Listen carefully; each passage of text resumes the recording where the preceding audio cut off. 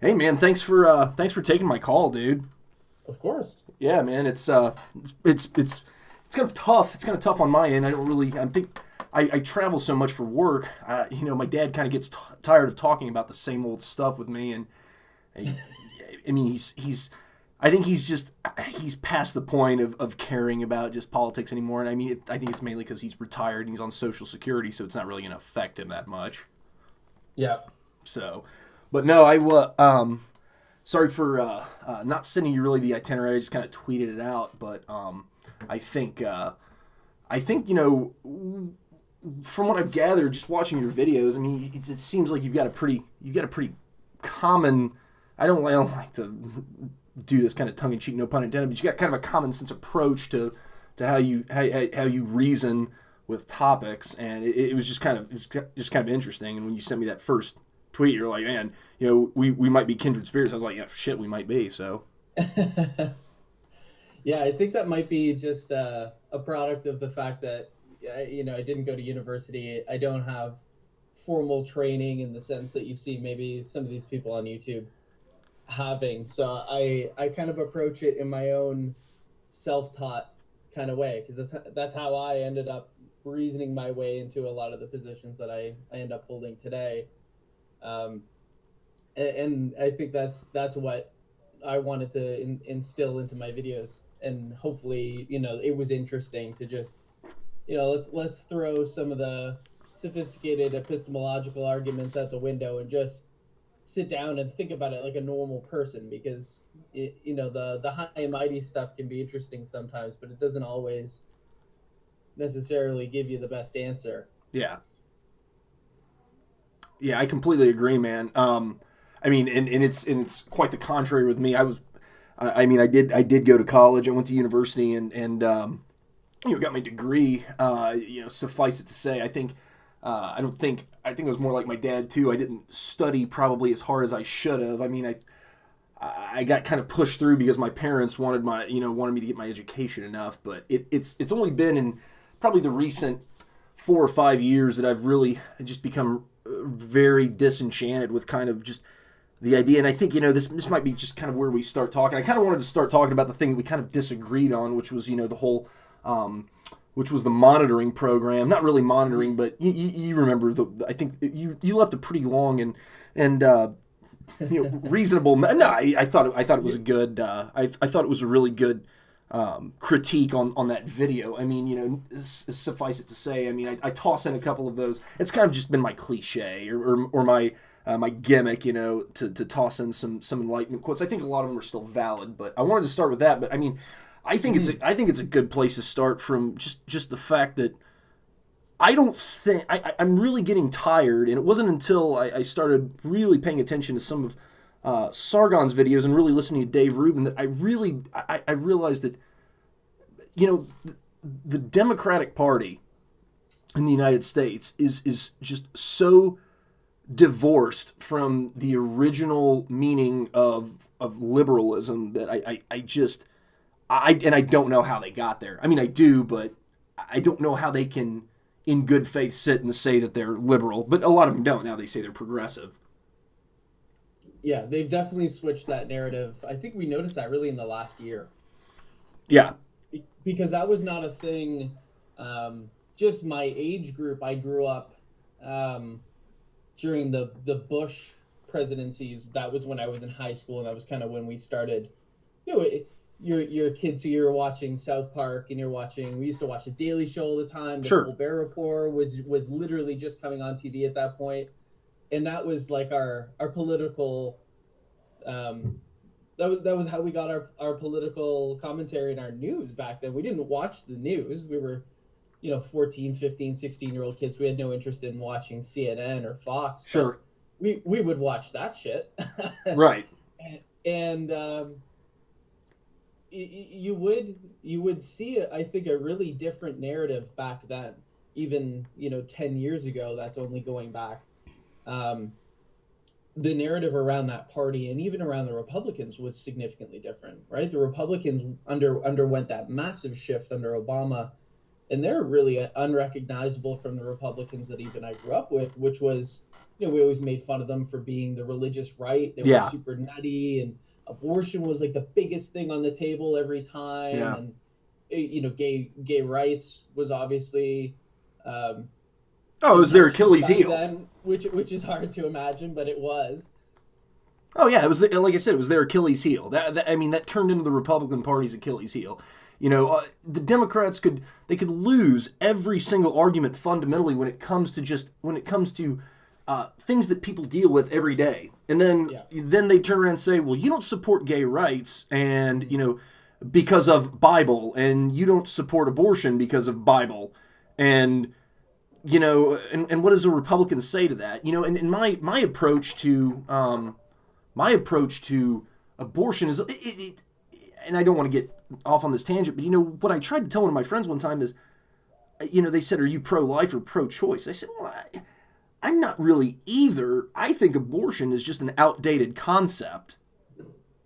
I mean, there's so many methods of contraception that at this point, I don't disagree with abortion. I don't disagree with the procedure, but as a means of birth control, it's an outdated concept. I just think I think there are too many ways to prevent pregnancy at this point that abortion is the necessary way to do it, and I think it's kind of been a cudgel that the Democrats have been able to use for so long. And when I kind of presented it to my buddy in those kinds of terms, who was pro-choice, he kind of sat back and was like, "Well, shit, I never really considered it that way." And but like I said, that's where the Democrats were just destroying the Republican Party, and I don't really care one way or another. I wrote in a recent Facebook post on my personal page that the Democratic Party, or excuse me, the Republican Party is just a disgrace, and it was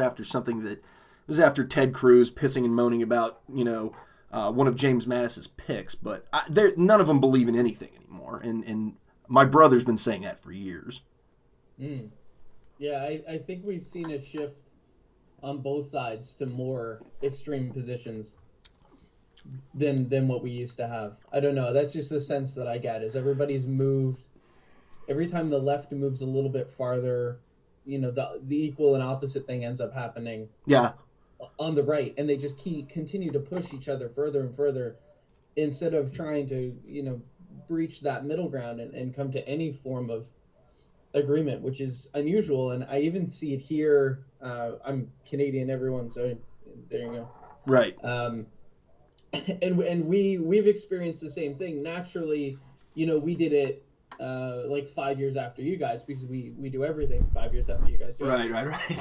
It's like Netflix. We were like, hey, this is cool in like 2012. Right. So we had our really hardline conservative government that was denying science and climate change, and was suppressing scientists, and was participating in Patriot Act like stuff. Right.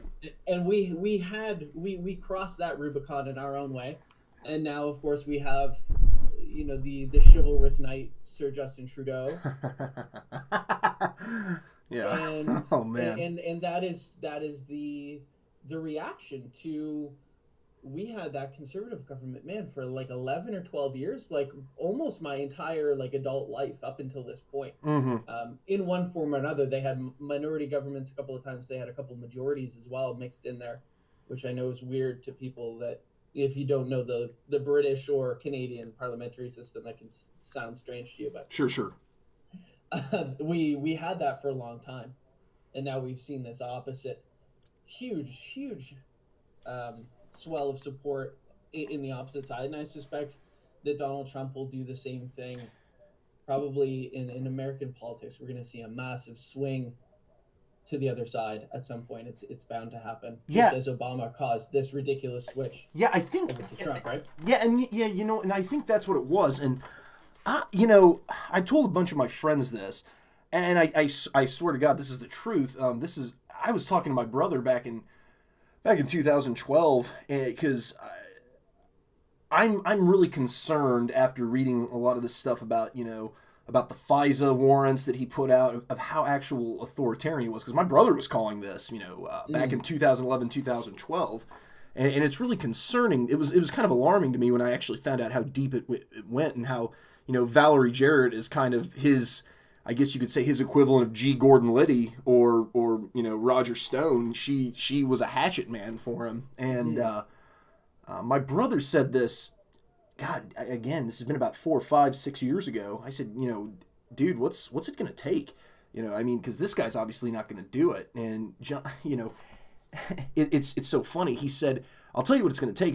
He said, it's probably going to be a Republican, and the guy is going to get called every name in the book. He's going to get called a sexist, a racist, homophobic, pretty much what Hillary called him in her deplorable speech. And the guy's just not going to care. He's not going to care. He's going to keep on saying what he wants to say, and he's going to make the Democratic Party realize that they just don't have any weapons anymore. And, I'll be damned if it wasn't Donald Trump who did that. That's exactly what he did his whole campaign. And now, don't get me wrong, he said some really just outlandish shit that I still sit back and I think, and I was right there with everybody. I remember, I didn't really think, the the whole pussy grabbing comment was I didn't really think that was going to end him. But when I heard Sargon say, I think he's done. I thought to myself, well, shit, maybe he is done, because Sargon really believed for like a year that he was going to win.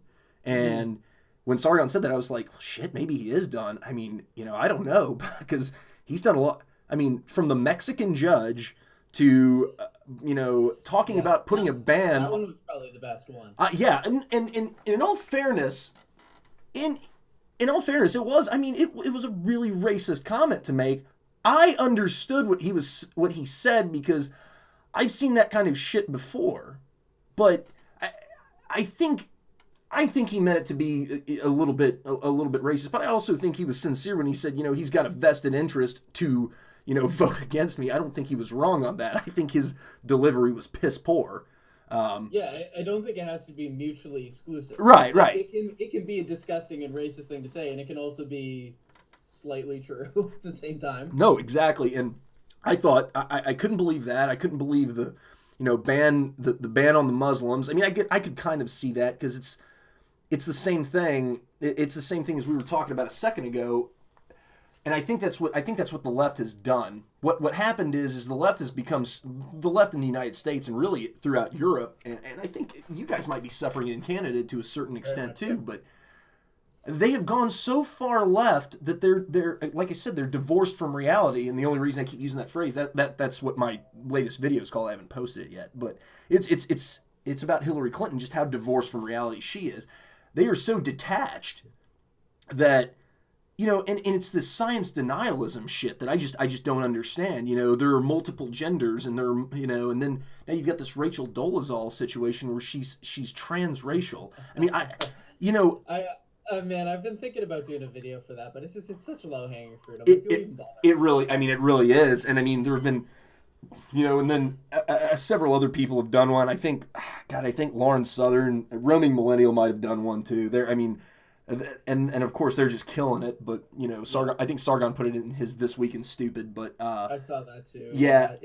I think she's had the piss taken out of her enough that I don't need to. Yeah. I don't know that I have anything new to say on that one. No. There's going to be nothing fresh or original there. But I think that's what brought it about. And I think the thing that really killed them was when they kept, it started in 2000. It started on Obama's 2009 apology tour, when he started apologizing for all the things that the United States had done, and he went to the Islamic countries to do it.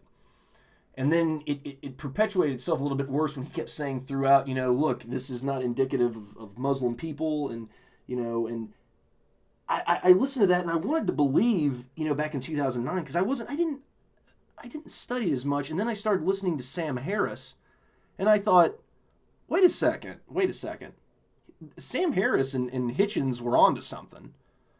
Like, if we're going to be critical of Christianity and Judaism and, Zoroastrianism, and in all fairness, I'm a Christian, but if we're going to be critical of all those, and I'm just as critical as the next person about Christianity, then you've got to be critical of the worst parts of Islam too. If we're going to be critical about the worst parts of the Catholic Church and, you know, all other sects of Christianity, we've got to be critical of all the worst parts of Islam.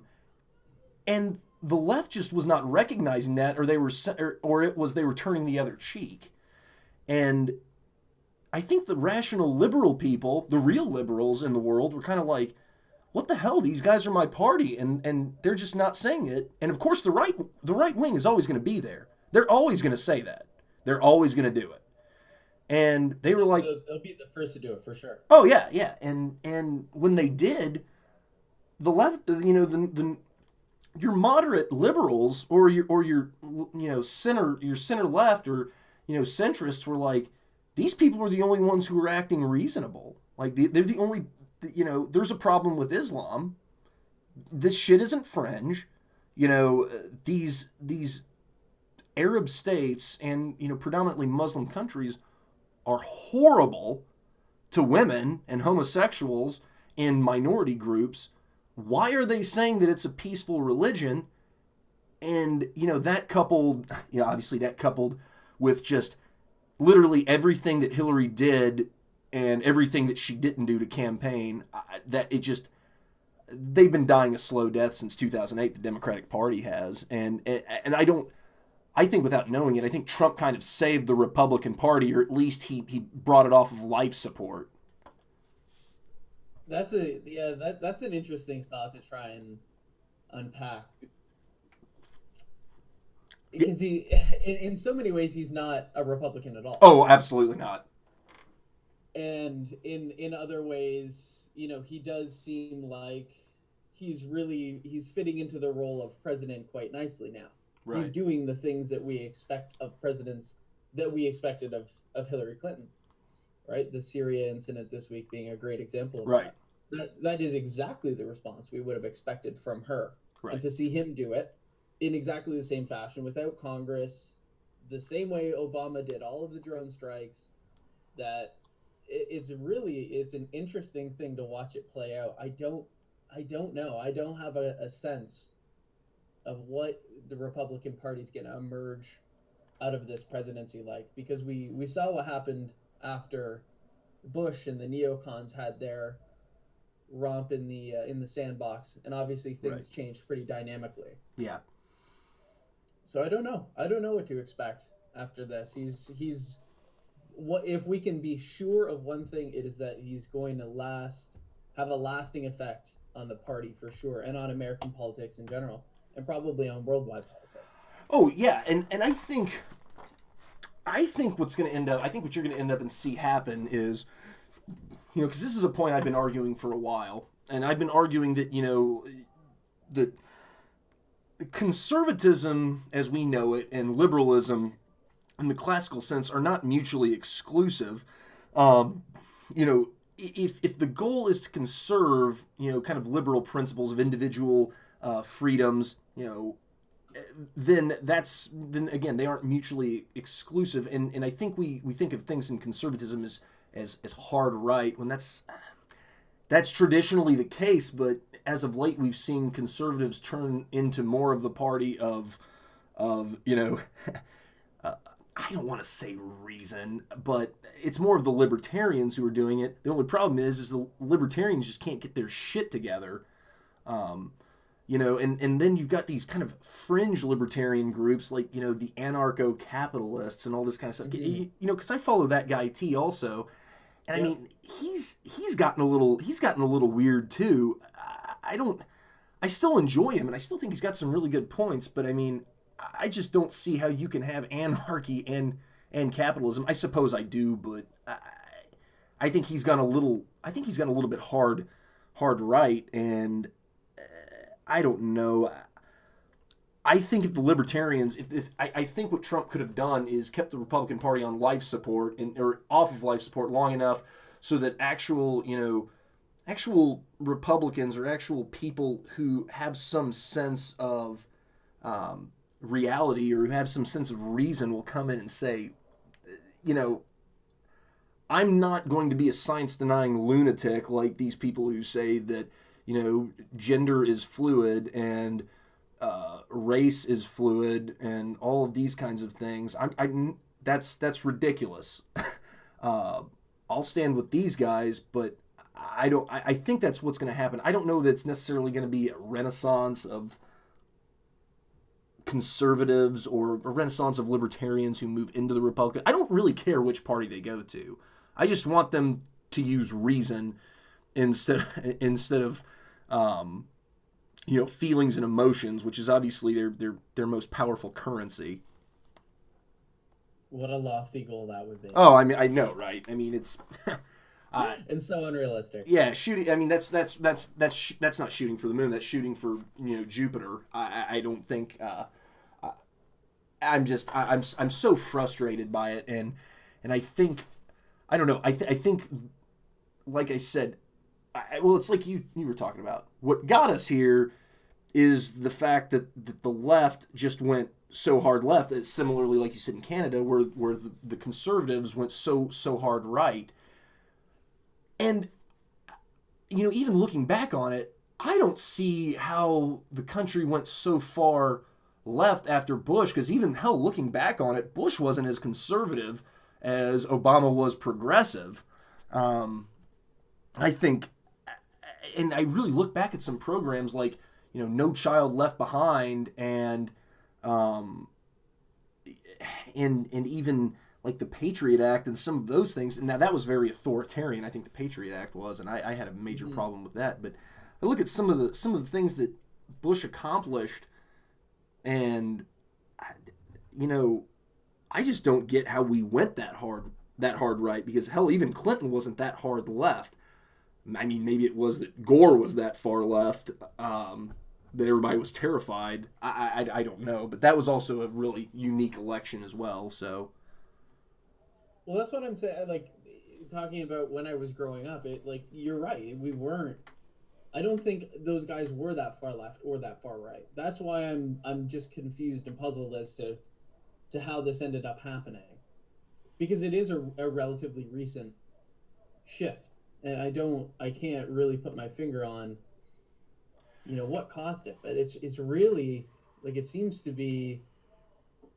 If anything, it's stagnating and staying the same. If anything, it's getting worse as well.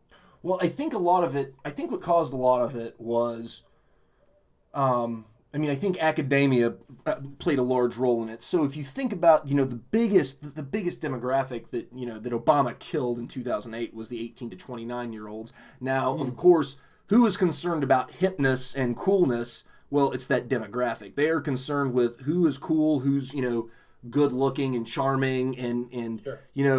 I don't know, listens to Kanye West and all that bullshit. That's what they're concerned about. And Right. and He's funny. He's he's funny. He's charismatic. basketball. Yeah. He plays basketball with the North Carolina Tar Heels. And that's all the stuff that everybody's concerned about. Now, don't get me wrong. I mean, looking back on it, John McCain was an awful candidate.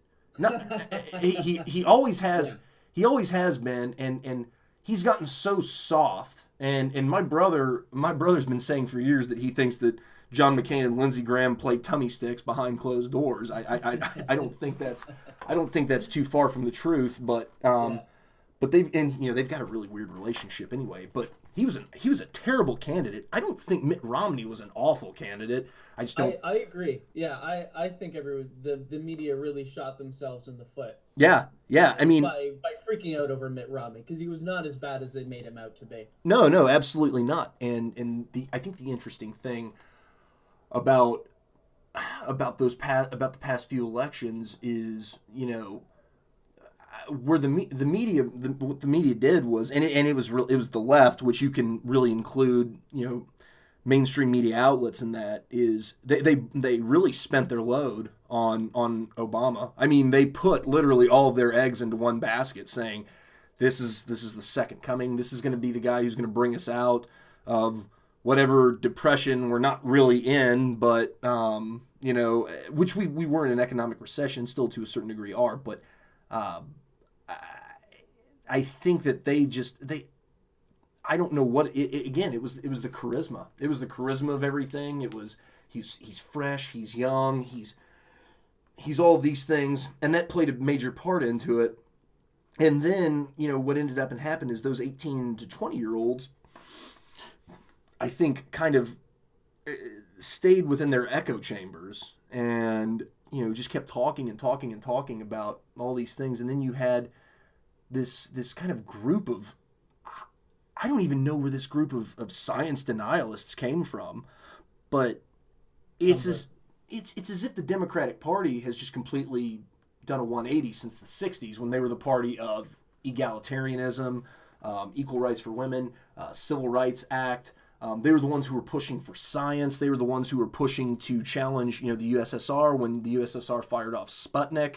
They were the ones pushing for math and science and higher education. And now they're the ones who are pushing for women's studies. They're the ones who are trying these projects like this school, this progressive school in New York City that segregates children by race. And I'd have to show you the article. I'll look it up and shoot you a link on Twitter if you want. And because I remember seeing it was a video that the Young Turks did, and it was it was insane. And how old are these kids? Oh, they're elementary school kids. Oh my god. Yeah. This is a private school. It has to be. It has to be. It's either a private school or it's some kind of charter-based school where it was weird. It was really weird. But I mean, even then, so then you've got these Black Lives Matter movement people who are saying, white people can't be involved in this when white people make up the vast majority of Black Lives Matter supporters in the United States, but black people don't want them included. I mean, it's so ass backwards. I don't even know how it started. So all you did was you kind of paved the road for somebody to come in and just call them out on all their shit. And I think that's what happened with Trump. I think, and I think people were really starving for somebody to come in and say, no, illegal immigration's a problem, radical Islam is a problem, and the economy's in the tank. And the fucking guy just stayed on that message for 18 months, and when your only argument as Hillary is, I'll be the first female president and Trump is awful, well, that's not a message. True. In fairness, I don't know that Trump had much of a message. Oh, either as far as like actual coherent. Oh no, and I think that's bearing itself out in the fact that his policies we're like, oh, you're gonna repeal and replace Obamacare. Right. No, and and what's your plan again? Oh, you don't know.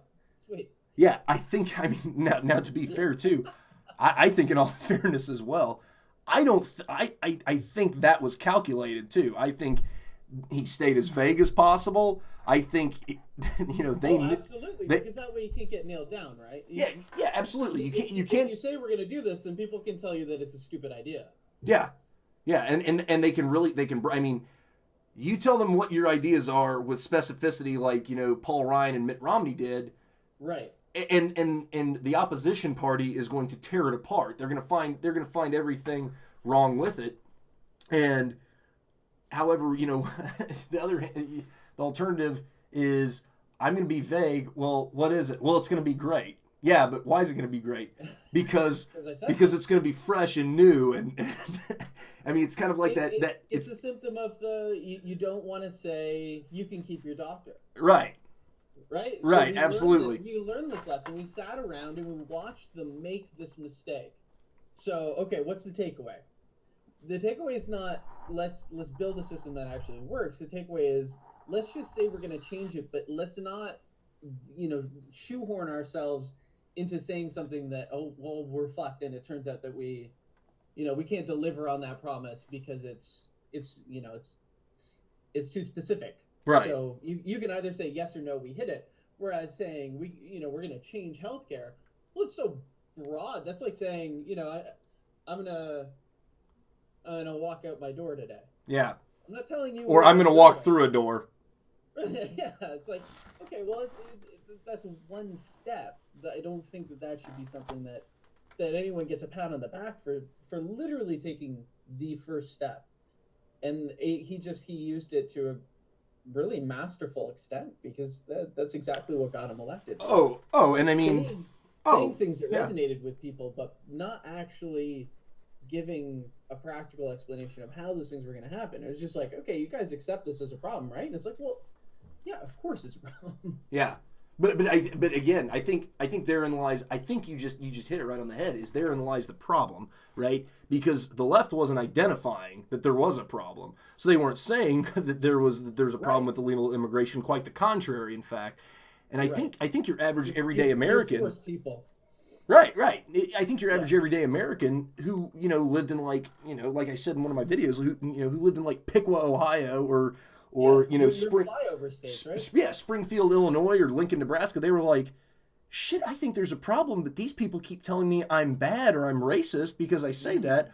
Oh shit, this guy just came out. This guy is standing on a podium saying he's going to run for president. He's saying the same shit that I believe. He's saying there's actually a problem with it. He agrees with what I'm saying, and he wants to do something about it. So, what, and that was, it was kind of that, I mean, I really think that this was, Nixon's prophecy in action, or Nixon's prophecy fulfilled, that the silent majority kind of stood up and were like, no. And I don't want any of my detractors out there to come out and say, well, the majority didn't rule, which they didn't. But I mean, well, that's the nature of democracy. I'm really tired of hearing that. Oh yeah, it's the nature of the electoral college. Like, you guys think you have it bad. Take a look at any point, if you wish, at the British or Canadian parliamentary system, and believe me, to get a majority, it takes a lot less than what it takes to win a presidency in the United States, and it doesn't matter, because the rules are the exact same for every player, and they have been since the system started. So I don't know what people expect us to do with that argument. It's like, well, you knew what the rules were going. I don't step to home plate and then start arguing about the rules when I get called out on strikes. Right. I knew what I had to do. I knew what zone I had to defend, and if I didn't do that, then that's on me ultimately, right? So I'm sick of hearing that. I hear that all the time. People say that in Canada all the time, because it takes 25% of the nation's population to win a majority government in Canada. Right. And it's like, well, shit, of course it does. Look at how many parties we have.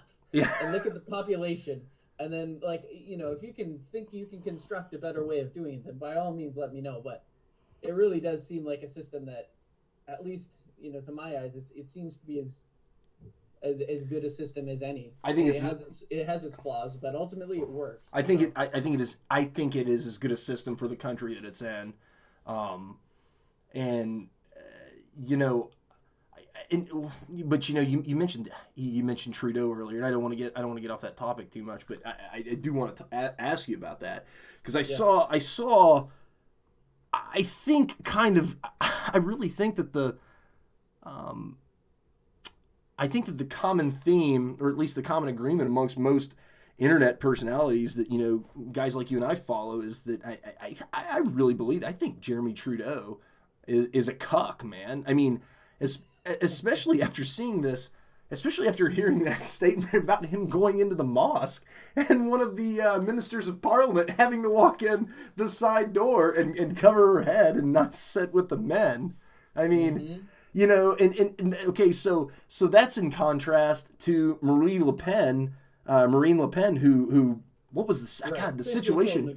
Yeah, the situation in Lebanon where the guy, well, you can meet with me, but if you do, you'll have to cover your head and do this. And she's like, no, tell him, send him my best regards, but I'm going back to Paris. Yeah. I mean, what is the feeling of Jeremy Trudeau in Canada? Because I only know what most Americans, at least most of the Americans that I'm with, or that I converse with, say about him. And I've heard some people call him Chairman Corbyn, and obviously some people call him just Prime Minister Cuck, and I'm just not real. I just want to kind of see how a Canadian sees him. Well, it's interesting. Like I said, it is Justin. Everyone's gonna freak out in the comments because you called him Jeremy, but it's Justin. Oh, Justin. Sorry. Yeah, I'm thinking of Jeremy Thinking Corbyn. of Jeremy Corbyn. Right, right, right, right, right. Yeah.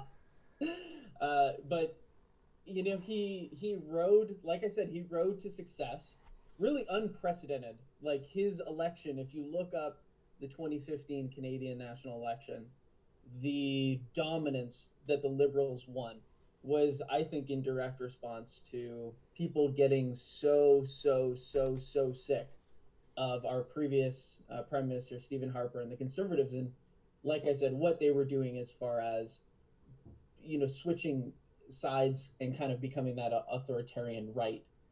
And really, Justin said all the right things leading up to the election. If you look at some of his speeches, it's hard to disagree with a lot of it. And I think the problem that we had was his dad was prime minister, for everyone that doesn't know that. Right, right, right. Yeah. One of Canada's most recent very good prime ministers, guided us through a pretty difficult period where Quebec was seriously thinking about leaving the country, and managed to navigate that. Obviously, he did some things that were not so great, but that's every politician's going to have wins and losses. But absolutely, ultimately, Justin, I guess, grew up, watching his dad, watching statescraft and learning it, and he's, like you said with Obama, he's a good-looking, young, articulate. He's nothing if not articulate. He's definitely charismatic. He says the right things a lot of the time, and so he rode that to an unprecedented electoral success. And then he did the thing that every politicians do, and he pulled a total or a total 180. I guess I shouldn't say 360, but pulled a total 180 on a lot of things that he said, as far as one of the big things that he talked about a lot was the state enforcing things, because what the Conservatives were doing was they were muzzling Canadian scientists anytime they would go internationally to talk about climate science or anything. And I don't know if you guys know this, but we're a pretty big country. We have a little bit of water, we have a little bit of forest, right? So if you're studying the climate, this is kind of a good place to do it. Sure. There's also not a lot of people here either. Yeah. So it's like a really, really, really good place to do it. So Canada is like actually the beachhead where really the most important climate science is being done in the world is being done here. And what our government was doing, because at that time the Conservatives were essentially elected on a platform similar to Trump, where it was, we're going to bring jobs, and those jobs were in Alberta, where the tar sands are. Mm-hmm. And that's rearing its ugly head again now, obviously, with the pipeline stuff that Trump's talking about. But right. That was the big deal, was we had a pretty significant, and of course the recession was hitting us as bad as it was hitting everyone in the Western world. So, we had a pretty significant financial crisis on our hands, and that message resonated with a ton of people because, of course, people want to eat, they want to have jobs. And so the way that we were going to do it was by taking advantage of the oil and the natural gas that we have in the country. And of course, the optics looks really bad when you start talking about what are these things doing to the climate.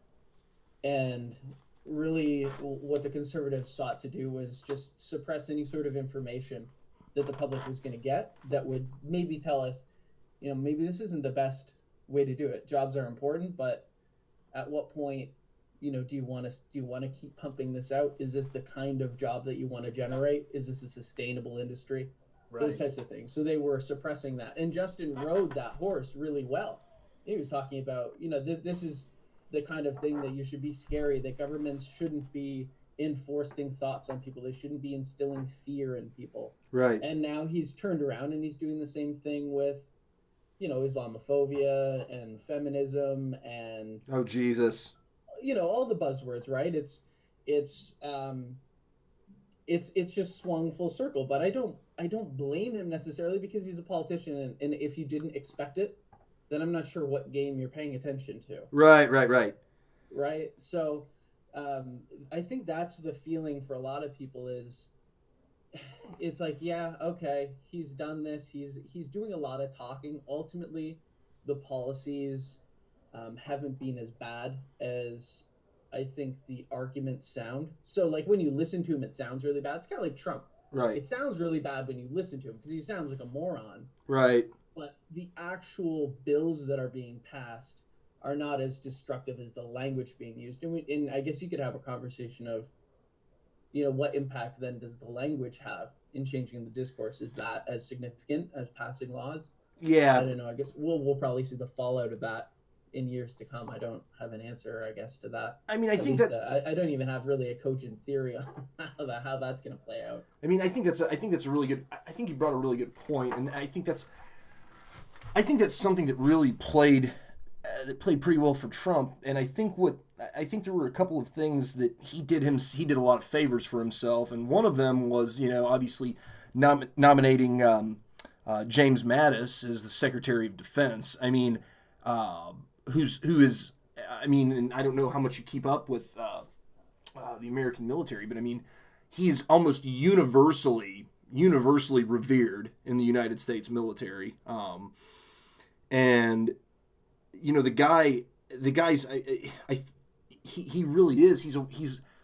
He's a military intellectual, and I think one of the good points that was made on on one of the channels, I can't remember which one it was, but he was talking about Trump's kind of like you said, Trump. It's kind of like Trudeau, kind of talking tough and just really just talking shit. Mm-hmm. And talking about, and it was when Trump was talking about torture, and then he nominates an a staunchly anti-torture defense secretary. Right. Then it's him just babbling bullshit. And so quit paying attention to his Twitter account. Just the substance is in the action. And I think that's kind of like you said. I think from what it's come to sound like, Trudeau's not really a bad guy. I think the thing, and like you said, I think you've really got to look at his action, his substance. And don't get me wrong, and I'm not trying to. I don't want anybody to hit me hard on that because I really haven't paid attention to. Sorry to say, and I've had a conversation with you a little bit about it. I'll start paying a little bit more attention to what's going on in Canadian politics. But I think that I think the thing that really pissed me off that Trudeau did was when he made that really long kind of eulogy to Fidel Castro. And the media raked him over the fire. Oh, I mean, and I don't. And again, I think that was just a bizarre, very bizarre thing. Yeah, but it wasn't. Yeah, but that's the thing is, it wasn't limited to him. I mean, the fucking Western world. Barack Obama was another one who, and he took a little bit more of a neutral stance, but you could tell he was leaning that way. He said, he was leaning towards, kind of I don't want to say a pro-Castro, but a sympathetic view of Castro.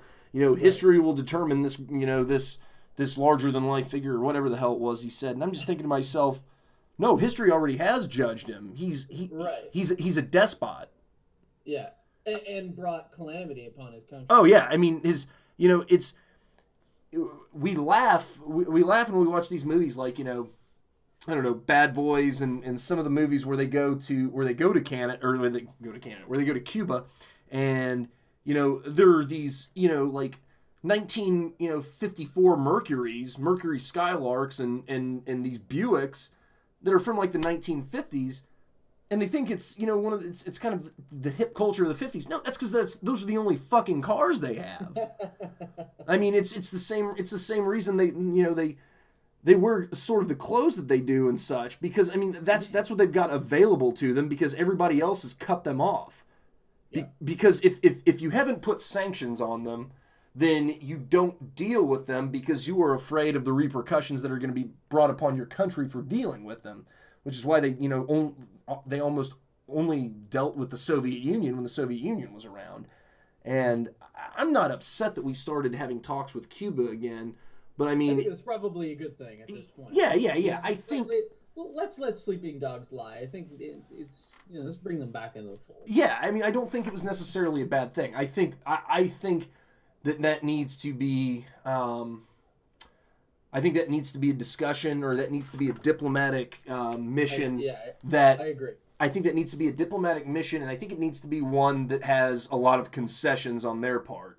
And I Yeah, think we've got to figure out a way though to help, because ultimately you're hurting how many hundreds of thousands, millions of people because of the decision of a few really badass stupid actors. right, and Right, and ultimately the people that are really paying the price are the kind of people that just have no say in the matter, have no ability to help themselves. certainly, I mean, and I think Cuba is a good step in that direction, and I think the interesting thing that I think we're going to see here probably in the upcoming, possibly even the upcoming weeks or days is this issue with North Korea. I mean, Yeah. I'm actually shocked. I really am. I'm shocked at the degree to which Trump is talking tough about North Korea, which I I think he think, sees this as an opportunity. yeah, and the fact of the matter is he's really backing China into a corner with this one, Yeah. and because at this point China knows that North Korea is completely unstable. I mean, I mean, Newsflash. yeah, if they haven't noticed that, I mean, obviously, but I mean, Kim Jong Un has obviously made it way worse. Right. At the very least, Kim Jong Il, see, and I don't know how well versed you are with the North Korean South Korean situation, but in the 90s they were coming to it. I don't want to say a truce, but they were coming to the point where they were going to have these where they were going to start having talks, and frankly, I don't think either side was going to give without I don't think either side was going to give unless he was going to get all the power, right? So which means that the North was not going to give up to the South.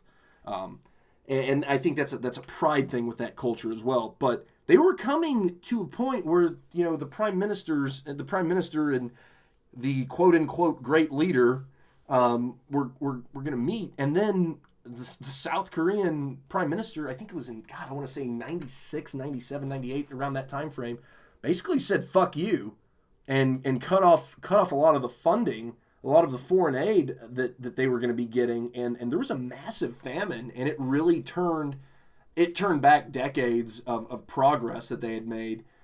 And so and that progress, or at least that 180 that was done with regard to that cutting of funds, really it poured into the Kim Jong Un administration, or the Kim Jong Un regime. And I mean, frankly, that guy he's I think right now he's just trying to show. I think he's trying to prove that he is as tough as his father, and he's obviously taking way out of hand. And I read a pretty good article this morning about how he's kind of posturing. This is no longer a test. This is an exercise, which there is a difference. And I think that is going to be. I think at this point, outside of Iran, that is going to be a very, very crucial diplomatic mission, really, foreign mission for. And I mean, this is going to include. It's going to include South Korea, obviously, Japan, China, Russia. This is one of the everybody kind of ones. Yeah, and I think the thing is I think China is really at their wits' end when it comes to North Korea. I really think that they have come to their wits' end, and I think they kind of see the writing on the wall too, because I think they see how warm Russia is towards Trump, and that might be changing. it might be. I mean, I think time will tell, but I think the biggest thing with Putin is I really believe what I saw in a lot of the videos, and and I've read in a lot of the articles, and that's just I think Russia just wants some fucking dignity. I mean, the Western world has just sanctioned them to the point that their economy is in the tank, and if for no other reason, it's because they don't like Putin. But the problem is that the Russian people do like him. I mean, I know it's kind of, it's hard to really tell. It's one of those things. I think it's one of those things in Russia where 50 is 30, and and 70 is 50, and I think Putin's approval ratings are in like, the 70s, 75 percentile, which, I'll rate that as probably about, he's probably closer to 55 or something like that. But even that is yeah, always surprising, isn't it? yeah, I mean, because Given the circumstances. absolutely, given the circumstances, and Because there's a big difference between the access of information that people have in Russia and the people of North Korea. right. No, Right? You have a significant disparity there as far as being able to access information. So that to me is very surprising. I mean, if you ever get a chance, and for our viewers when they see this, if you get a chance, look at videos of these tours that people take to North Korea, and you will really see how how divorced from reality the DPRK is, or at least how much misinformation they give their people, because they've got this. There's one really funny one. It's a museum. They're at the War Museum. There's this little dinghy boat that's about 50 feet long, and they say this boat has killed over, I think it's like 500 or 600 U.S. warships. I mean, which and then they talk about, this is the letter that President Lyndon Johnson wrote to the great leader, where he apologized. It was the first and only time in history that an American president has apologized to a world leader.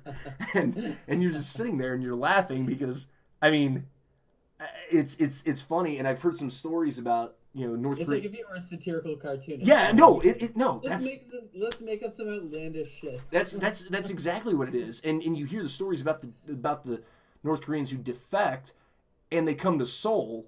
And they just look around and they're like, "What the hell is this?" I mean, it's probably like it's probably their equivalent of like if we saw Mos Eisley from Star Wars or something like that, or whatever the city planet was called. I can't remember, but that's probably how they feel. But I don't know. I think this is the situation with North Korea is going to be a really interesting one, because it's one that every nation on the planet is interested in, and.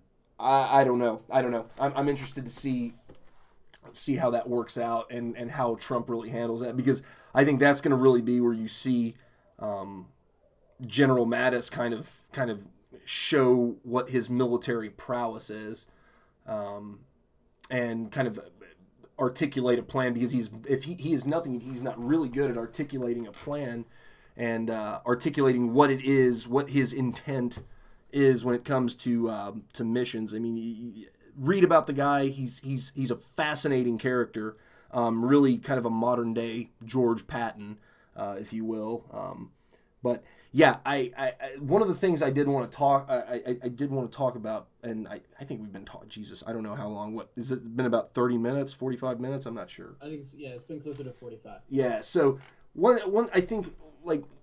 thing I think we maybe want to talk about a little more. I think we talked about it a little bit earlier, but I wanted to get into what you were talking about with regard to kind of where our disagreement was about have we come too far as judicial monitoring or judicial reach, and kind of this over monitoring of U.S. citizens. I just kind of wanted to get. If you could kind of like unpack your idea or your critique of that a little bit more. Sure. And even, to be honest, it's not even just American citizens anymore. Right. Like if we're being honest, it's we're all in the same boat now. The problem is we're relying on you guys to fix it, because it's your guys that are causing the problem. No, yeah, I completely agree. But that is not exclusively an American problem. We have a very similar program in place in Canada, where if you can believe it, we do have an intelligence agency, and if you can't believe it, they do have the ability to have access to pretty much all the same stuff that the CIA and NSA and FBI inevitably all have access to as well, which is basically everything that you have online. Right. I guess really where I come down on it is obviously it's an overreach, and I think I liked and respected the argument that you put forward, and obviously Benjamin Franklin's a pretty smart guy, so I'm not going to argue with him. But I guess what my point was mostly is we've kind of moved to this point where when we look back at these statements from our current position, that the world has changed to such a dramatic extent beyond what anyone could have possibly imagined Right. at that point, that for me it becomes unpragmatic to look to that as a solution to the problem, because it just can't hope to address the types of problems that we are having, because there's a very big difference between the extent of what they were thinking about with statements like protecting the privacy of citizens, and Mm-hmm. even things like the Second Amendment. Obviously we've just gotten to a point where things are so different that I think it's a mistake to look to that as a concrete answer. Now the problem that I then see is, if you start changing these types of things, then at what point, it's, to a certain extent, it's the fallacy where you just start worrying about, oh, what about this, what about this, what about this, what about this. Right. And I don't know that the slippery slope thing is necessarily accurate, but I get that as Americans, that opens an uncomfortable door for you guys if you start repealing or changing amendments. Or, do you consider the Constitution a living document or not? That kind of stuff. I get why that conversation is difficult for you to have. Uh-huh. But living in the country that I do, we also sit here and we're like, well, what's the big deal, you guys? Like, we have a lot of the same freedoms. You don't see a lot of kids shooting up schools here, and there's a pretty good reason why that's the case. Right. We don't have these types of problems that you guys have. We don't have healthcare issues the way you have them. We have our own healthcare issues, of course. I could literally walk to the hospital. It's just on the end of my street. Down here, you might even hear an ambulance go by. One of the conversations I'm sure we'll have more in the future. I guarantee you'll hear one at some point, because we're right on the strip where the hospital is, on the end of the street here. And if I were to, let's say, break my leg this afternoon and hobble my way on down there, I'm looking at it probably about a 4.5 hour wait. Oh, wow. To see a doctor. So those are the kind of problems that we have. See, now, we hear it completely differently. We hear, you're we there like, oh shit, how am I going to pay for it? Well, no. See someone within 25 minutes. Yeah, no, and well, but the thing is we hear the opposite, and we hear the opposite about Canada, and we hear the opposite about the UK, and I think the best one I've heard is one of my best friends is Swedish, and he talks about if you go in and you wait longer than 15 minutes. You don't have to pay your $10 fee or whatever. But we always hear in Canada that, oh, you can walk right to the hospital, walk in, and they'll take you right in. And I can't, for years I kept thinking to myself, Jesus Christ, that just can't be the situation in cities like, I don't know, Vancouver and Toronto and Montreal that are like big cities. That just can't be the case. It's actually, ironically, it is better in the bigger cities. Oh, really? Yeah, the hospitals, I live about an hour away from Toronto, so and for people that like are Americans, they really underestimate the size of Toronto. Like, Toronto's really, really big. Right. Like it's like a tenth of the population of Canada lives in Toronto, like the city itself. And then when you consider like the GTA, like the whole area, it's like, God, it probably doubles. So it's like 20% of the country. It's crazy. Jesus. So yeah, it's a really big city, and it has a lot of hospitals. And so the size of them there are actually a little bit better suited. Sure. For the people that you have going in, whereas the city that I live in is about 500 to 600,000 people. Uh-huh. We have 3 hospitals in town, and so that's what leads to that kind of problem. Is you just don't have a ton of options. There's basically, the area that I live in is technically 3 cities, but they've grown to the point where they're literally all touching. So Right. They're just one city now. But like 50 years ago, they were separate. Like, you actually had to drive to get to them. Sure. Now you can just take like a light rail transit across them all. Right. But yeah, that's about the average. If you go into an emergency room, Jesus. because it's both and, right? It's like, yeah, you'll definitely get seen. Right. Absolutely. No, they're never going to turn you away. They're never going to refuse treatment or that sort of thing. But I think that's the Um, Hippocratic Oath, isn't it? I mean, yeah, yeah. I mean that. So the people that say that are correct. Now you do obviously have a different, um, a different expectation when it comes to service because right, they're not doing it as a. We don't have hospitals competing against each other. Right. right. I'm watching a Detroit Tigers game the other day with my girlfriend, and there's an advertisement on the left field wall that's for a hospital. It says like 30 minutes or whatever. Like Jesus, yeah, yeah. Whatever, your assessment's free or whatever. Like these weird things. I was like, look at how crazy that is, because she's a nurse. So I'm like, look at that, and she's like blown away by this. She's like, wait, what? I'm like, yeah, Jesus, that's a thing down there. Like they want you to go to that particular hospital because that particular hospital is, it's like Best Buy. Right? It's like right. we want you to come to here instead of Circuit City because we stand to make a profit off of this. Right. It's and yeah, same way here, right? and that's shitty. Yeah, but at the same time, we have those different types of, like I said, we just have different types of problems. But for me to look at the problems that you guys seem to have, we've done a lot of the things that a lot of Americans are really opposed to, right? They're very worried about this type of healthcare. Right.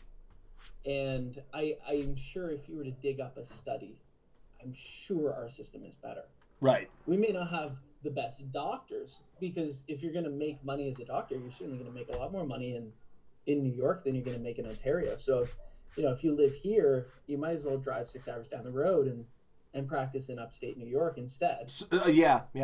Right, because you're going to make more money there if you're willing to do that and uproot your family. But the problems that we have seem to be a lot less serious. Well, I mean, and this isn't. This is a good thing, and this is also a bad thing. This is both bragging and kind of being self-deprecating, I guess you could say. The United States is the global. I mean, it's the global hegemon. I mean, and it's arguable that it's one of the greatest powers in the history of Western civilization, and I think I think a lot of the principles remain true, and I ever since I started making videos, I kind of and I'm again really complimentary of you because I think you started after me and your fucking viewership is doubled like. It's 10 times the size of mine, so hopefully I'll steal some of yours, and they can kind of get a taste of both of us. But anyhow, I've been having to read a lot more, just kind of keep up. And my dad sent me a book. This was a few months ago. It was by former U.S. Senator from, I think it was from Minnesota, Eugene McCarthy, and he's actually the guy who was going to run for he was actually the guy who pretty much caused LBJ to not seek re-election in 1968. And he was originally going to be the big Democratic candidate, and that's when RFK jumped in and really kind of stole a lot of votes from Eugene McCarthy, despite the fact that he was really kind of the voice of kind of the upswell of the anti-war movement. And RFK was kind of an opportunist and came in. Anyhow, that's neither here. The point is my dad sent me this book that he wrote, and it's called The Limits of Power, and it's really funny. I read this after I saw that post, and this was also after I saw a few of I think like I watched Blonde and a couple of the videos by Sargon, and I think there were even a couple of other people. I follow this other guy. I don't know if you follow him, but he's an Australian guy, and he goes by the name of The Independent. For anybody who's watching this afterwards, I'd suggest watching all these people if you don't already, because they're really good. But I watched all these videos about this, and I've just got to ask you: have you paid attention to anything to the CIA Vault 7? Yeah. Okay. What worries me is that the talk of that's kind of died down. Yeah, and it's like, guys, we should probably be, right on top of this constantly. It's kind of like the net neutrality thing. That's reared its head again. Have you noticed that? Yeah. That was a big thing a couple of years back under the Obama administration, the net neutrality argument was a really big concern. I remember for everyone, right? Again, it's not just an American problem. Right, right. And I It think, becomes a global problem where you have people all over the globe being like, I don't know about this. well, and see, this was the point that I was going to make is I don't what I really wanted a candidate to do, and I'll just read you this quote because this is from Eugene McCarthy's book, and it's called, like I said, it's called The Limits of Power. And he's basically talking about the United States in terms of being the global hegemon and how powerful they are. And here he's talking about the military assistance program from Vietnam, and he's also kind of by proxy talking about the CIA, and he does a whole other chapter on them. But this is a really important quote, and tell me if you don't agree with this to a certain extent, especially as it pertains to American defense programs. And it's because it's quote, one element is what might be called the factor of inertia, the tendency of programs to continue beyond the situation that brought them into being. He wrote this in 1968. Okay. Right. Then he goes on to say they tend to become vested interests which may be self-perpetuating. And I think that's kind of what you've got with a lot of the programs that have been set in motion. And the ultimate purpose that I want, or the ultimate thing that I want to see happen, I want a president to just come in and do, like, give the United States the equivalent of a doomsday book. And I realize how big and deep the federal government is now, but I want a president to come in and inventory, like, the federal government, like, top to bottom. Because I'm not trying to sit here and hear that we are, damn near $20 trillion in debt. We've got like a $3 or $4 trillion budget deficit, and there's not something we can't get rid of.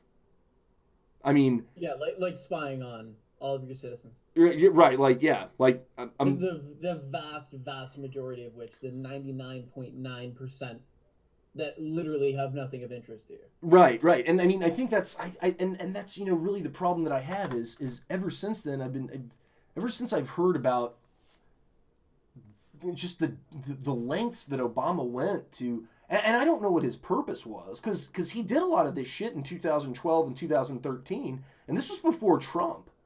This was before Trump was even kind of on the radar.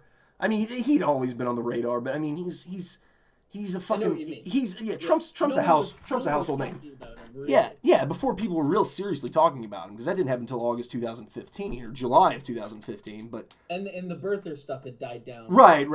Second term either, so we weren't even like mocking him at And that point. and I think that I don't know what Obama felt he was trying to accomplish by loosening a lot of the Foreign Intelligence Surveillance Act warrants and I don't know. Again, this would be something for you to research, but I was reading a lot. I've been reading a lot about it, and there's an American law, and it was signed by Ronald Reagan. It's called Executive Order 12333. 12 three threes. Yeah. So anyhow, that's basically it's intelligence oversight. It's oversight on United States intelligence. And in there, I mean, it says explicitly, and it's even in the National Security Act of 1947. And to paraphrase it loosely, both the law and the order, you can't spy on U.S. citizens. Now, there are special circumstances where, like the situation that we've heard is the reason that they spied on Trump. You're meeting with a foreign foreign person, some kind of person of some kind of foreign person of interest. But there were like there was a warrant filled out in, God, I want to say August, that got denied by a federal judge. It got denied by a federal judge. The warrant did, and I think what people fail to say is. This is, and I saw your video on fake news, and I thought it was really amusing, and about I laughed about the one where Trump was like, who said that? I thought that was a little more genuine. I think he honestly just forgot that he said that because he says so much stupid shit, but I think the problem that I had was. They had tried to they tried to execute these warrants and they were just doing it so much, and they were loosening it and then readjusting, And I don't understand. I don't understand what the purpose behind why you think it's that why you think it's that important when you've already got your excuse me, you've already got your suspicions.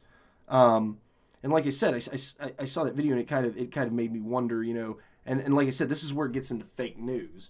The media flat out lied when they said that Obama, can't wiretap your phones. Now, obviously, he's not the one who went in wiretap. All covert and nobody even wiretapped. Right. Nobody even wiretapped him yet. And I think that's Trump living in the Cold War days. But I think Trump knew what he was talking about. It's common parlance. Right. I think we all understand exactly. Literally meant. But then they said what that sentence means. But when they said that Obama can't authorize that, that's a flat out lie, and it's a flat out lie because the president of the United States has to authorize all covert operations and has to oversee all foreign intelligence, not all foreign intelligence security acts. Those are procured by the Justice Department and so on and so forth. But any covert operations that are conducted by the United States have to be cleared through the executive office.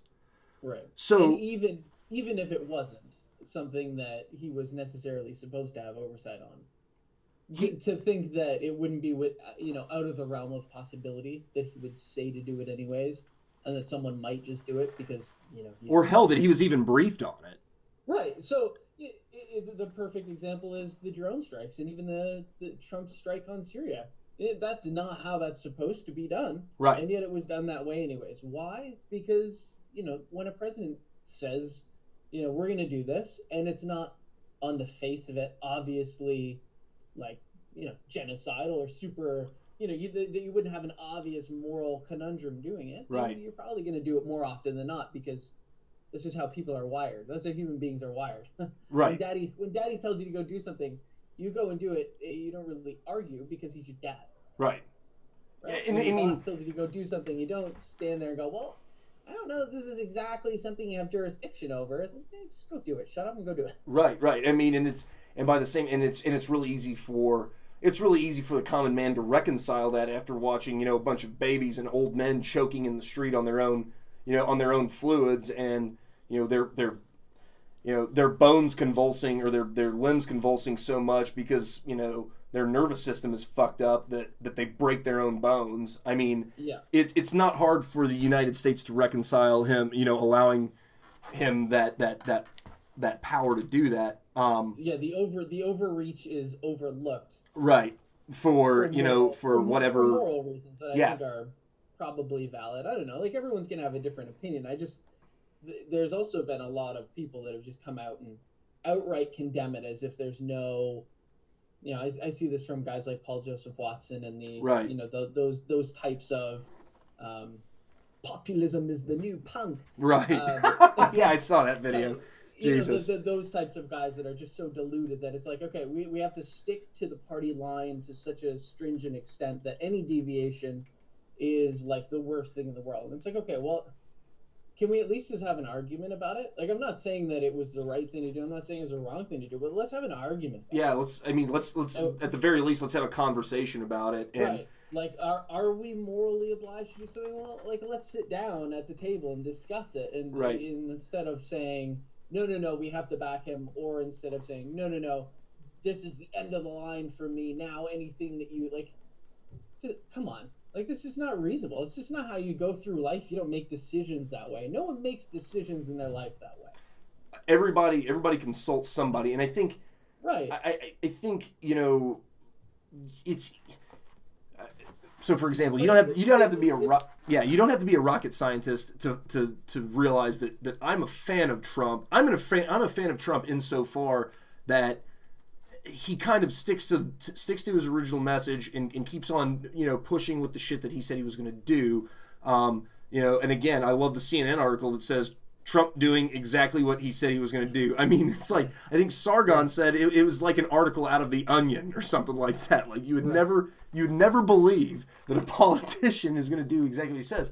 But I think, you hit a really good point. I mean, I think you and I have very different opinions on how that maybe should have gone. We might not. I don't know. I don't want to really get into it too deep. But I think the point is that a conversation needed to occur. But honestly, I think the reason Trump did that was because that was kind of that was the photo negative contrast of the way Obama handled it. Here's the red line. Okay, Assad stepped over the red line, or the rebels stepped over the red line.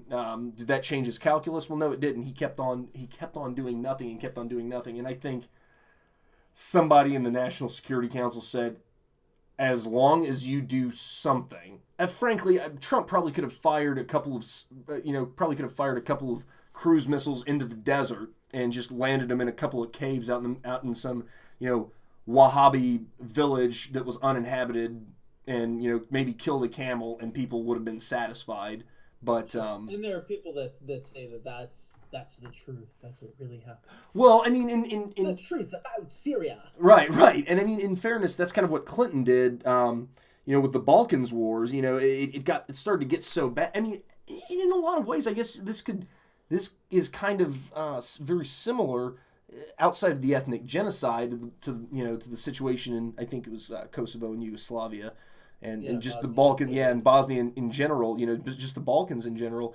And Clinton fires a couple of cruise missiles, and we're okay. Well, obviously it didn't turn out that way, and I think you're going to see a little bit of a different. I think we're going to see certainly a little bit different foreign policy. I think it's going to be a little bit more stern, maybe more terse, and a lot less. I don't think you and I are going to have any disagreement on the fact that it's going to be a lot less apologetic. Yes, certainly. And I'm for good or ill.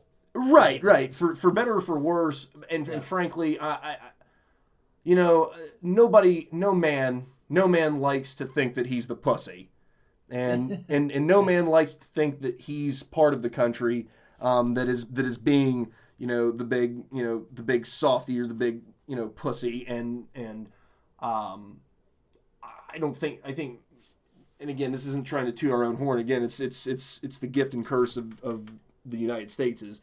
I don't think any American man really ever thinks that he's going to be pushed around as far as the country is concerned.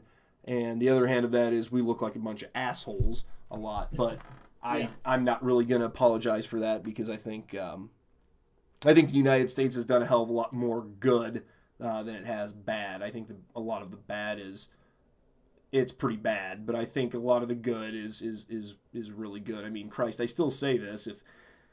I think if it wasn't for some degree of U.S. intervention, at least in the European theater, well, actually at most in the Asian Pacific theater, but in the European theater, there'd probably still be a swastika flying over the Eiffel Tower, and the rising sun, flying over Beijing and Sydney right now. So that might be a little bit of hyperbole, but I think it's an interesting. Like, you could write an alternative historical novel and probably research it and make a pretty good argument. Well, I mean, that's what that might have happened. Well, watch. I think if I think this is probably a good place for us to end. But if you want, man, like there's a TV show out called, I don't know if you've heard of it. It's The Man in the High Castle.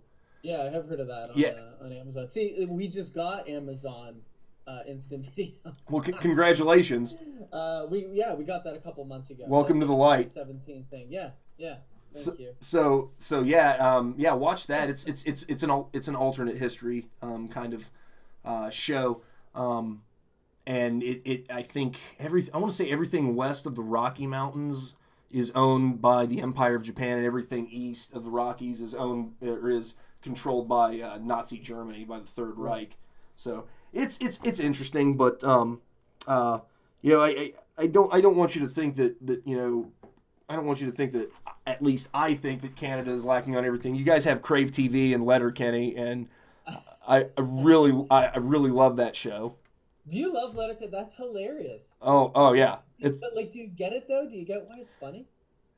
I mean, Have you been here? Have you seen those guys? no, but one of my friends talked about he said his cousin lives in Canada, and said, and I have a buddy who's from Minnesota, and he's from It's basically Canada. yeah, and he said it's way up. Minnesota is like literally Canada. He said it's way up north, and he said that they talk very similar. But I mean, I come from.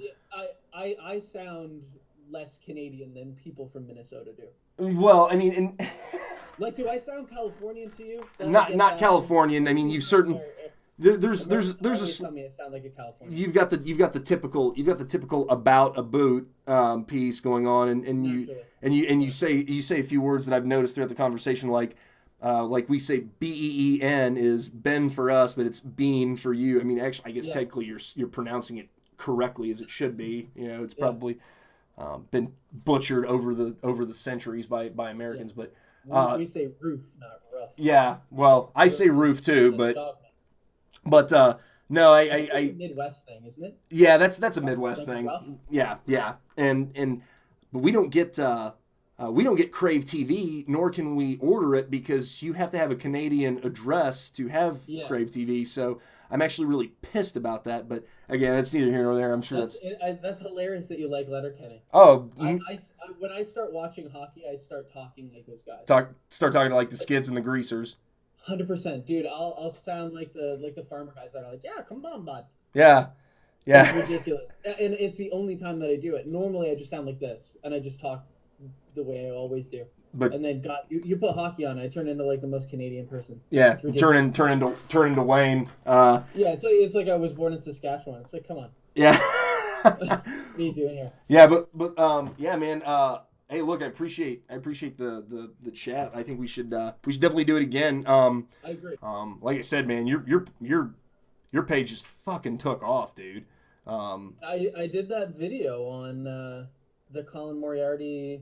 Yeah, and how many hits did that get? I got like 17,000 hits or something, didn't it? It's almost 20,000 now. Jesus, it's ridiculous.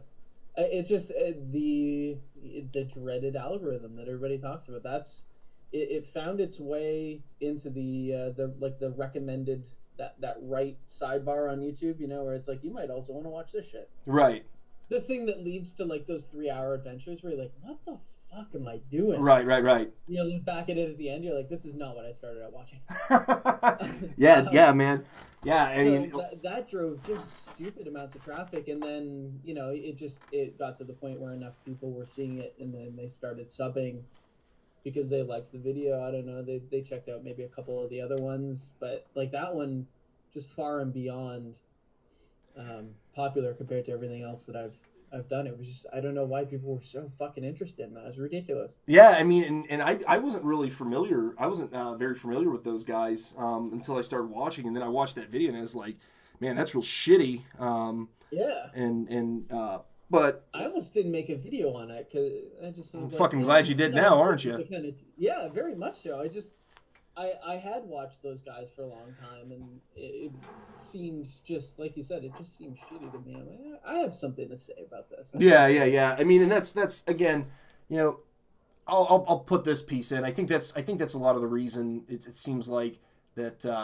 At least I started making the videos because I was like, some of these guys are making videos, and they're shit, and I mean, frankly, most of my videos are shit too. But I enjoy making them, and I can at least ventilate. I really need to polish up my work a little bit, and I think be a little bit more measured on some of the things that I say and script my stuff a little bit more. Because lately I've been kind of, and you'll notice in this video tonight, I kind of was just shit posting on Hillary, but yeah.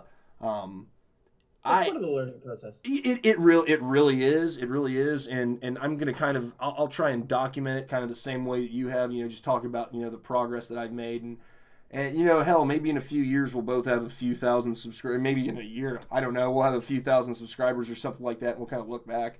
I mean, because it was watching Sargon's due diligence video where he was taught, it was really kind of funny. He was already up to damn near 600,000 subscribers, and in that due diligence video he played a clip where he said where he played a clip from a couple years ago. He'd been unemployed, and he's like, I'm gonna have to figure out a way to make some money because I am piss fucking poor. And I mean, I do this for a hobby because I've got a full-time job, but yeah, I saw these guys making videos, and I was like, man, their videos are shit. And then I made some of them that I was like, man, these guys are saying the same shit that I'm thinking, but I've got to talk to some of them. And fuck, man, like, you were one of the first ones who followed me, and then you sent me that message. I was like, well, shit, this guy's got some pretty interesting stuff too. I definitely think we should, maybe not monthly or weekly or anything like that, maybe quarterly, come back and look at some of it. And I'd really like to network out to some of the other kind of up and coming channels that I'm going to start paying attention to, because hopefully we'll start getting some support from some of those bigger ones. And I don't really give a shit to make money. I'm kind of sick of sitting around and not having my fucking voice heard, because because I think I've got just as intelligent a few things to say, no matter how like I said, rough or unpolished they are. And like you said, that'll come with time. It's ultimately it's cathartic. Yeah. Oh God. Oh Jesus Christ. I think the one video that the video that I had the most fun making, I've done 2 videos on Johnny Adirola, and those are just, from the Young Turks, and those are just great. I mean, they're just really fun because they're such fucking ideologues that and I'm sure you watch some of their videos and just see how stupid they are. I used to follow them on YouTube. I did too, man. And then yeah. And I just quit. But I think the one that I had the most fun making, and I think it's probably my best one, was one of my more recent ones that I made on John Iadarola and what's her name, the cute little gal, Hannah Cranston, that's her name, and they were talking about segment that they have. Yeah, I think Think Tank and Think Tank, that's it. Yeah, and they were like, well, people are trying to crack down on the protests, and I was like, no, they're trying to crack down on fucking riots. Like, why are you being purposely deceiving or at least misleading? I mean, and that was just really the most fun I had, and in one of the parts of the video, John said, but even if they're, what he was insinuating was, even if they're violent, that doesn't make them any less authentic. Yeah, but they're still violent, and violence is not good, John. And just because there's a difference between, like, hey, we don't like this, and hey, let's throw trash cans through Starbucks window. Right. And that's what I think that's what I said in the video. I said, look, John, just because it's authentic doesn't mean it can't be illegal. Okay? Right. I mean, I'm sure that a lot of people, like, I don't know. I'm sure. I really want this car. Can I steal it? Right. I mean, the guy who breaks in. I genuinely need it. Yeah. Or the guy, who murdered the guy who raped his wife. I mean, that was probably an authentic feeling of hatred, but sure. it doesn't make. I'm certainly going to sympathize with that guy. And an authentic desire with justice. Right. I'm certainly going to, again, I'm going to sympathize with that guy a lot more than the fucking Antifa, nutbags, but I mean, it is what it is. The principle's the same. Right. So, but look, man, I don't want to take any more of your time. I forget you. You're near Toronto, and it's, Jesus, what is it, about 6 or 7? No, it's like 7 or 8 there, right? 6 or 7? No. It's quarter to 11 right now in the morning. Quarter till? Oh, is it really? Is it that late? Yeah. No shit. Well. Damn. Like in the morning, not in. Right. Yeah. Because it's almost.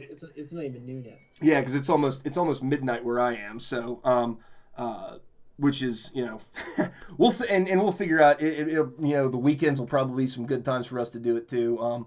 But let's keep in touch, man. I'll like I said, thanks again for having this conversation. Anyhow, man, I'm gonna let you go. Let's keep in touch. I'll hit you up on Twitter if I need it. Now I've got obviously I've got you on Hangouts, so I can hit you up there, and hopefully we'll talk again soon. I'll hit you up with some points that maybe we can talk about, and please do the same for me. Yeah, absolutely. And definitely would like to do it again. This was fun. Yeah, yeah, absolutely, man. And hopefully we can find some other plebs and peons to kind of join in on the conversation. So, Ideally, yeah. so anyhow, we'll talk soon, brother. Okay? Cool. All right, take care, man. Yeah, you too.